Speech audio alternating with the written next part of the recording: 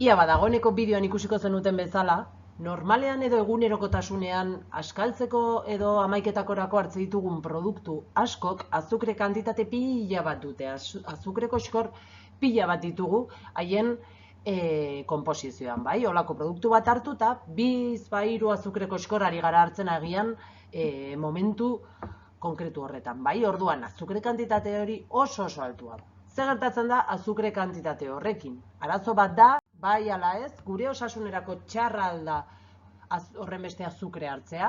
Pentsatzot gehienek, guztiek edo asko, zuetako askok, erantzuna badakizuela. Eta azukre gehiegi hartzea, bai, osasunerako kaltegarria da. Zergaitik, pentsatzut txikitatik esan dizueten bezala, kariesak, eragin ditzakete hortzetan, horrelako arazoak, bai?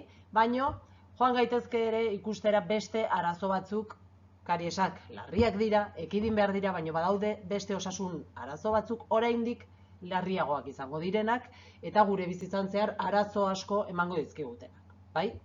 Orduan, horietako bat obesitatea izango litzateke, ez dakit obesitate hitzarekin zer esan nahi dudan ulertzen duzu, uste dut baietz, argazkiak ere ideia bat emango dizue, baino obesitatea gehiegizko gantza metatzea da gure gorputzan. Zergaitik definizio hau ematen dut eta ez gehiegi, pertsona batek gehiegi pixatzen duenean obesitatea duela, esan, ez, sinpleagoa delako, bueno, ez delako guztiz horrela. Pentsazazue, muskulu asko duen pertsona batek asko pixatuko duela eta horrek ez du esan nahi obesitatea duenik, bale?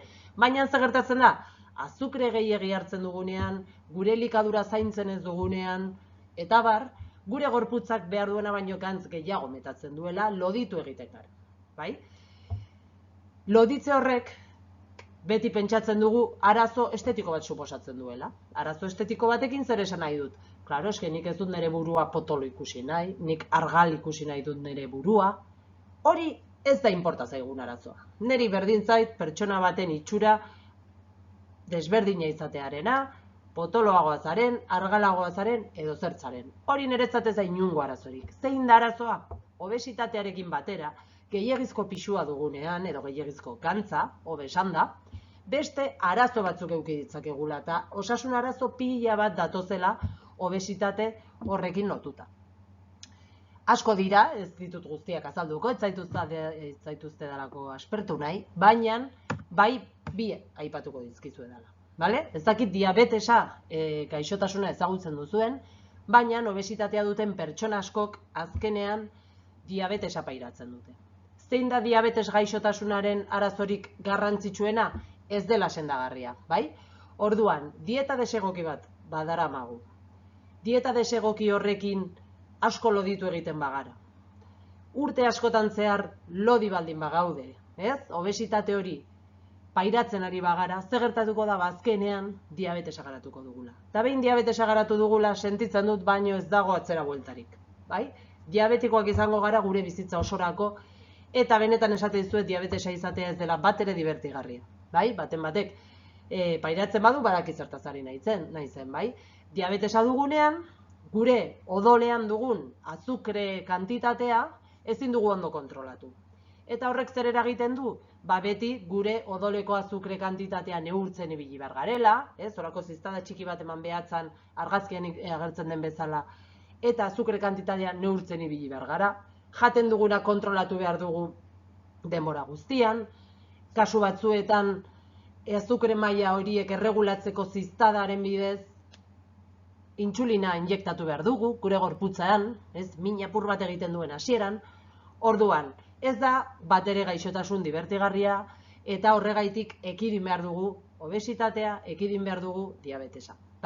Beste arazo garrantzitsu batzuk izan daitezke bihotzeko arazoak, hau da, obesitatearen ondorioz, agian ez aurrak garen bitartean, baina helduak garenean bihotzeko arazoak pairatzeko arrisku handiagoa dugu. Eta bihotzeko arazoak edo bihotzeko gaixotasunak eukitzeak arazo asko emango dizkigu edo obesan da oso arriskutsua da eta heriotza ere eragin dezake. Beraz, oso garrantzitsua da dieta orekatu baten bidez azukre kantitatea ekiditearen bidez, obesitatea ekiditea, diabetesa, bihotzeko arazoak eta pairatu ditzakegun horren beste eta horren beste gaixotasun. Bai? Beraz, erremedio bat bilatu behar diogu horri. Zer egin dezakegu hortarako? Esan dizuet, obesitatea prebenitzen saiatu beharko gara, batez ere azukrearen ingestioa prebenitzen saiatu beharko gara, eta horretarako egin beharko duguna da azukreen kontsumoa murriztu. Bereziki, azukre askein kontsumoa murriztu. Azukre askeak, lehen ez dut azaldu hau, kontzeptu hau, ez da zer gertatzen. Azukre askeak zeintzuk dira. Batez ere, guk gaineratzen dugun azukre hori. Bai, esan dizuedan bezala, guk jogur bati, esneari, gehitzen diogun azukre hori, azukre askea izango da. Bai? Azukre hori murriztu beharko dugu. Guk gaineratutakoa murriztu beharko dugu. Nola egin dezakegu hori? Bale, egun batetik bestera egian ez dugu gehitzen dugun azukre guztia kendu behar gure bizitzatik. Ze gu ohituta gaude, adibidez, jogur bati azukre pixa bat gehitzen, ez? Ez dakit, emagun, 2 goiarakada gehitzen dizkiogula. Adibide bada, Gehiago gaineratzen badiozue, barkatu gutxiago gaineratzen badiozue, hobeto. Baina adibide bada. Kasu horretan zer egin dezakegu? Egun batetik bestera ez dugu jango jogurra azukrerik gabe. Baina, lehen 2 goiarakada gehitzen manizkion, agian urrengo astean gehituko diot 1,5 erdi, urrengoan 1, eta hortik aurrera goiarakada erdi, adibidez. Eta goiarakada terdi kentzen badugu azukre jogur horretatik, ja, primeran egongo da, bai? Orduan, hori da guk gaineratutako azukrea murrizteko modu bat. Bestetik ere, noski, azukre askoko produktuak ekidin behar ditugu, bale? Galletak, kontuz gosaltzeko zerealak, txokolatearekin, azukrea dutenak inguruan, horien azukre kantitatea oso handia da, bai? Orduan, kontsumitu ditzakegu opilak, litxarreriak, azukrez betetako gosaltzeko zereal horiek, bai, kontsumitu ditzakegu, baina noiz behinka, bale? Nire gomendio hurrengoa da. Horrelako produktuak asteburutarako gordetzea adibidez. Hau da, nik egunero azukrez betetako gosaltzeko zereal horiek kontsumitu ordez, saiatu naiteke tostada batzuk gosaltzen, olio pixa batekin, tomatearekin, irasagarrak ere azukrea dauka, baina noiz behinka ere kontsumitu dezakegu ogiarekin batera, behintzat beste nutriente batzuk ez emango dizkigu eta osasungarriagoa da. Eta gosaltzeko zereal horiek txandakatu utzi asteburutarako, edo bakarrik astean 2 hartu, eta gaineratutako azukrearekin egiten genuen bezala, ere gutxinaka joan gaitezke kontsumo hori murrizten, bai? Opilekin, litxarreriekin gauza bera ziurzuetako gehienek egiten duzuela, bale? Baina astean zehar kontsumitu ordez, utziko ditugu asteburutarako, urtebetetze baterako, ospakizun batetarako, eta orduan bai. Baina astean zehar hartu ditzakegun beste 11 eta beste askari osasungarriagoak, bai? Edo ez dakit nik, kakao kremak gehitzen baizkigu bokatei, bai, astean behin hartu dezakegu eta beste egun batzutan beste bokata mota batzuk egin, beste aukera bat izango litzateke, bai? Bueno, hori alde batetik. Bestetik ere, zer egingo dugu? Eztia eta siropeak neurriz hartu, bai? Esan dizuet, guk gaineratutako azukrea murriztu beharko genukela eta ez garela kezkatu behar berez elikagaietan agertzen diren azukrearekin, hau da. Esnean agertzen dena, jogurretan agertzen dena, ez dela arazo bat, bai? Edo frutetan agertzen dena. Bale, egia da. Zer gertatzen da pare bat salbuespen ditugula. Eztia eta siropeak. Zer gertatzen da eztiarekin adibidez. Produktu naturala da, eta eztian agertzen dena azukrea ere berezkoa da. Baina egia da kasu honetan bai eztian eta bai siropean agertzen den azukre kantitatea oso altua dela. Orduan, naiz eta elikagaian berez agertzen den produktu bat izan kontuz, bai? Eztia kontsumitu dezakegu, bai, baina kontuz, ez da egunero 4 goiarakada botatzeko modukoa, bale? Orduan, eztarria gaizki dugula, edo esne pixka batekin, noiz behinka bai, bale? Baina kontrolatu behar dugu kontsumo hori horrere azukre kantitatea oso altua delako. Bestetik, beste adibide bat fruta eta zukuetan dago, bai? Zukuetatik hasiko naiz. Askotan kontsumitzen ditugun zukuak, dendetan erosten ditugunak, horiek azukrez betetako zukuak izaten dira. Zergaitik? frutari zukua ateratzeaz gain, batzutan azukre gehiago gaineratzen zaiela. Bai? Orduan, holako zukua kontsumitu nahi baditugu, zuku komertzialak deitzen diren horiek kontsumitu nahi baditugu dendetan erosten ditugunak, egin beharko dugun gauza bat zer izango da? Etiketan fijatu, osagai bakarra, adibidez, laranja zukua dela, eta ez laranja gehi azukrea. Modu horretan badakigu, agertzen dena azukrea dela, laranjan zegoena, eta punto hori dela hartzen ari garena. Hori lehenengo pausua izango litzateke. Zuku komertzial osasungarrienak aukeratzea. Baina, kontutan eduki behar dugun bigarren gauza bat, da zukuen kontsumoa naiz eta oso tipikoa den neurriz egin behar dela. Zergaitik, fruta osorik hartzea edo fruta zuku bat hartzea ez delako gauza bera.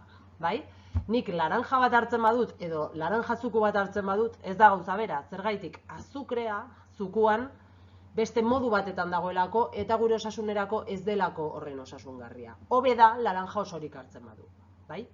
Orduan, horrek esan nahi du ezin dugula inoiz zukurik hartu? Ez, inolaz ere zukuak hartu ditzakegu. Baina, bi baldintzarekin alba da. Bat, komertziala baldin bada, aldik eta azukre gutxien duen aukeratzea. Bestetik ere, zukua guk prestatzen badugu etxean askoz ere hobe, laranja hartu, eta zukua atera eta hori kontsumitu, eta bestetik ezin dugula fruta zukuagatik ordezkatu. Ezin dugu hartu eguneko fruta guztia zuku moduan. Guk egunean 2-3 ale fruta hartu behar ditugu, eta noizbehinka merendatzeko edo beste edozein momentutan zuku bat hartzen badugu aurrera, baina inoiz ez fruta ordezkatuta. Beste gauza garrantzitsu bat eta oraindik aipatu ez dizuedana, baina honekin bukatu nahi nuen da zenbat azukre hartu dezakegun egunean. Bideoan Iñakik erakutsi dizue produktu desberdinetan zenbat azukre aurkitzen genuen. Baina, klaro, egun batetan zenbat hartu beharko genuke. Printzipioz, helduok 6 koskor hartu ditzakegu egunean. 6 azukre koskor. Horiek 25 gramo azukre izango lirateke. Orduan, aurren kasuan, 4 azukre koskor inguru hartu ditzakezue, 4, 5, 21 gramo, helduok baino apur bat gutxiago, azken finean. Fijatuko zinaten moduan, Iñakik erakutsitako produktuetan, batzutan 1, 2, 3, 4 azukre koskor agertzen ziren. Zer esan nahi du horrek? Produktu bakar baten bidez, egun osoan zehar behar dugun azukre guztia hartzen ari garela. Eta hori arazo bada, ezin dugulako askari batetan, adibidez, egun osoan zehar behar dugun azukre guztia hartu. Honekin zer esan nahi dizuet? Konstiente izan behar garela hortaz, eta aldugun heinean, eta komentatu dizkizuedan, iradokizun horiei jarraiki, azukrearen kontsumoa murriztu behar dugula, gutxinaka.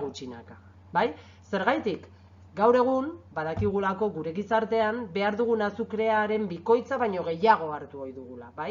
Nik, pertsona heldu bezala, 25 gramo hartu beharrean, agian 50 gramo azukre hartzen ari naiz, edo gehiago. Beraz, badugu lana azukrearen kontsumoa murrizte horrekin. Orduan, lasai ibili behar gara, esan nahi dut, ez gaitezen izutu ere, zergaitik badaudelako aukera osasungarriagoak, ordezkatu ditzakegu azukreak, baditugu aukerak askari eta hamaiketako osasungarriagoak hartzeko. Eta horretarako, edo modu horretan, azukrearen gehiagizko kontsumo horri aurre egiteko. Azukrea, errepikatuko dut bukatzeko honekin, ez du esan ezin dugunek azukrerik hartu, baina murriztu behar dugu azukre kantitate hori. Bestela, osasun arazo larriak edukiko ditugulako eta ikusten ari delako nola geroz eta obesitate kasu gehiago dauden eta pertsonak geroz eta gaixotasun gehiago ditugun gehiagizko azukrea kontsumitzagatik.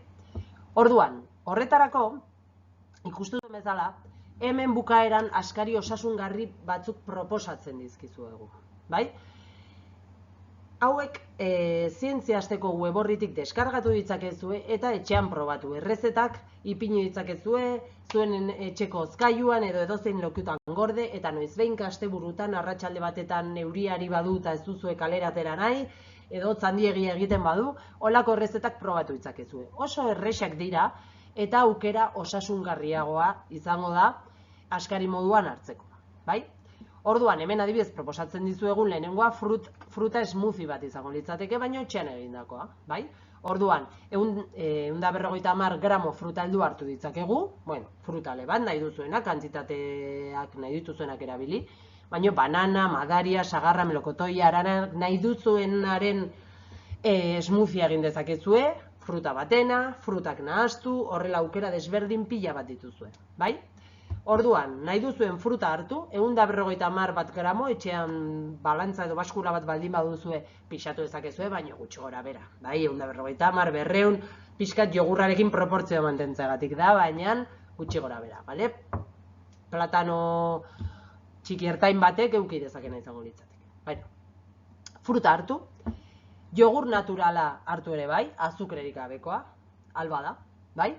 Eta nahi baduzue, naturala izan daiteke azukrerik gabekoa eta zaila egiten bazaizue hasieran apur bat gehitu. Bale? Baina ikusiko duzuen nola, frutak daukan azukrearekin batera ja nahasketa oso gozoa izango dela eta oso goxoa egongo dela gainera. Bai? Gero gainera, fruitu lehorrak gehitzen aldizkiogu. Gordinak edo txigortuak, alba da frijitu gabekoak. Bai? Eta guztiak txikitu ditzakezu irabiagailu baten bidez eta besterik gabe, edan, bale? Goxo-goxoa. Ogitartekoak guztiok jan izan ditugu nik txikitan ere bai, ogitarteko pila bat hartu izan ditut nire bizitzan zehar, eta ez ditugu dietatik enduko. Ogitartekoak dieta orekatu baten barne kokatzen dira inungo arazorik gabe. Zer gertatzen da? Beti ezin dugula kakao kremarekin egin bokata horiek. Orduan, aukera desberdinak ditugu horretarako, bai? Zer hartuko dugu? Ogia, bale? Txapata edo antzekoak, alba da integrala baldin bada hobeto, bai? Zuen gurasoi esan integrala erosteko alba da, edo zerealezkoak, edo, bueno, aukera desberdina dituzu, bakoitzak hartzen duen ogia, bale? Zer gehituko diogu ogi horri? Baditugu aukera desberdinak, adibidez gehitu dezakegu guakamolea, guakatearekin egina, oso goxoa, tomati birrindua eta olioa, hummusa, igurtzeko gaza, aukera desberdinak probatu ditzakezue. Bai? Hori, ogia igurtzeko, eta gero barruan, ipini dezakegu ze urdaiazpiko egosia, edo indio jarrak, gazta, izokinketua, probatzen baduzu ere, oso goxoa izan daiteke, kontserbako atuna, tortillak, beste aukera batzu daude, bale? Azukrerik gabekoak eta nutriente askorekin eta asko zer osasungarriagoak izango direnak, bai? Eta horazpian adibide batzuk ipini dizkizuegu, baina, bueno, bokatak era guztietakoak daude, bai? Hor badituzue adibidetxo batzuk.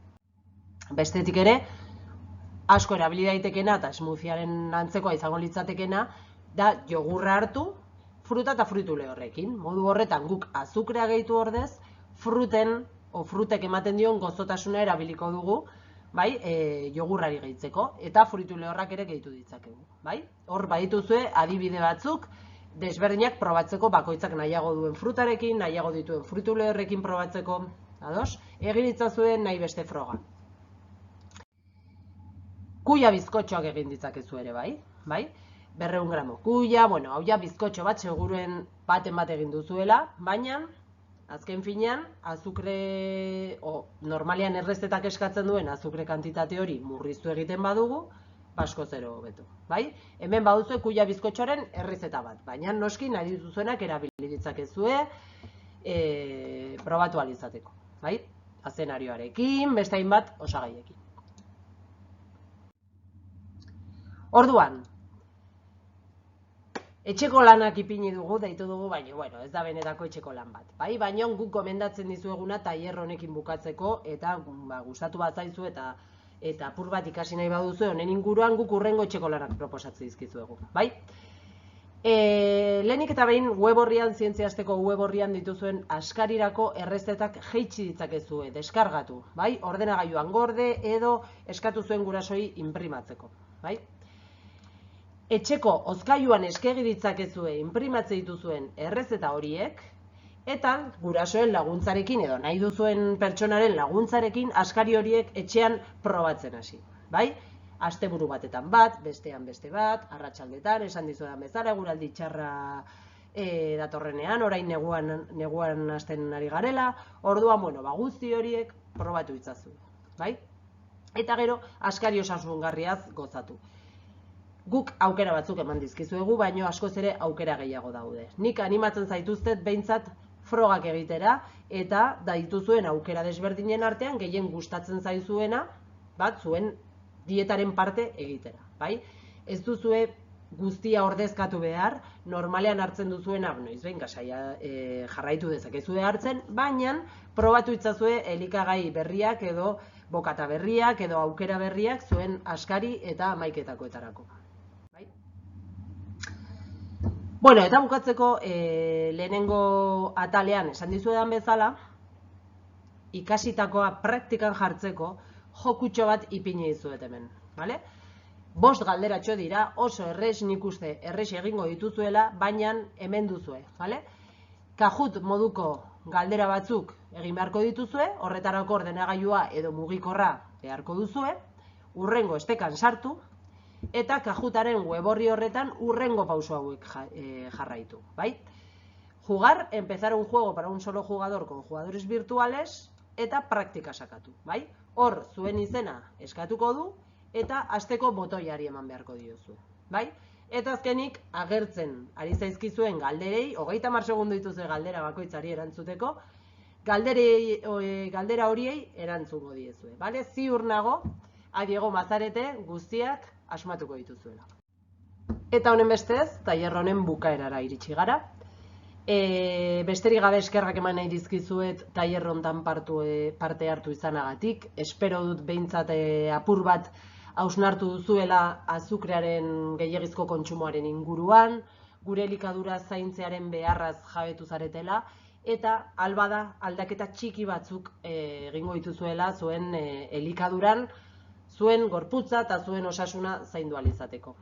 Beraz, hau izan da guztia, orain Kahootera jolastu, ia galdera guztiak asmatzeko kapazak zareten, eta besterik ez, hurrengo urtera arte.